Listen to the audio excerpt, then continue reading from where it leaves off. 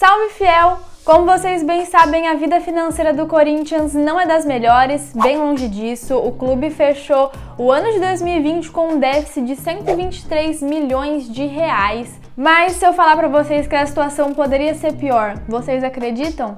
Porque poderia. Se não fossem as vendas dos atletas, o Corinthians, eu sinceramente não sei o que estaria acontecendo agora. Já que no ano de 2020 o Corinthians teve o seu melhor ano no que diz respeito à transferência de atletas. Como que a gente sabe disso? Graças ao balanço financeiro que o clube divulgou. Então a gente analisou e pôde ter acesso aí aos valores de todas as transferências de todos os atletas que foram embora do Corinthians, que o Corinthians vendeu, e chegamos a um valor total de 189 milhões de reais e 200 mil. A título de curiosidade, esse valor supera o ano de 2016, que até então era o melhor ano do Corinthians, já que a gente vendeu Gil, Ralf, Jadson e Renato Augusto para a China, Malcom e Love para a França, Felipe, Elias e André para Portugal e o Pato e Luciano para a Espanha, que nos rendeu 144 milhões de reais.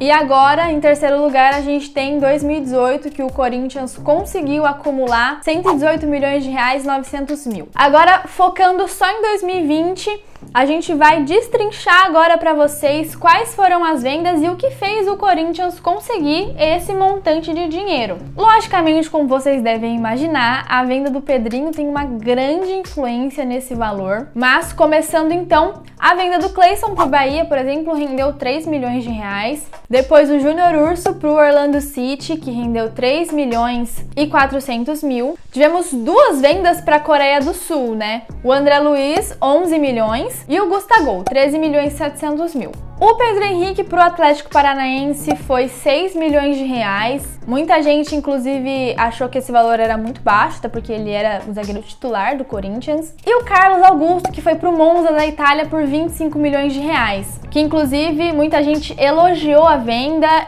mas depois a gente descobriu que o Corinthians só vai ficar com 60% do lucro do que o Monza receber por uma futura venda do Carlos Augusto. Então, né, os negócios, mesmo que o Corinthians tenha tido seu melhor ano em venda de jogadores, ainda continuam meio estranhos. Vale lembrar aqui que a venda do André Luiz também foi um outro exemplo de negócio a não se fazer lá, já que o Corinthians levou um calote dos coreanos, já que o dinheiro foi contabilizado no balanço, mas não entrou na conta corrente do clube, que já acionou a FIFA. Agora chegamos à venda de Pedrinho, que é a maior venda do Corinthians em 110 anos de história. Ele foi para o Benfica por 18 milhões de euros, que na época dava aí 117 milhões de reais. Mas a gente também tem que entender que o Corinthians não tinha 100% de todos esses atletas. O Pedrinho, por exemplo, rendeu aí só 70%. E o Gustavo, na prática, renderá só 30% do valor. Então, e além da transferência desses atletas aí, o Corinthians também recebeu dinheiro por empréstimo de jogadores por conta do mecanismo de solidariedade da FIFA, que garante aos clubes formadores até 5%, né, do valor. É o caso do Malcom, por exemplo, que foi do Barcelona para o Zenit. E aí, o que você acha da venda desses jogadores? Comenta aqui embaixo, não esquece de deixar seu like, se inscrever no canal, ativar o sininho de notificações. E é isso, tamo junto, é nóis, um beijo, vai Corinthians!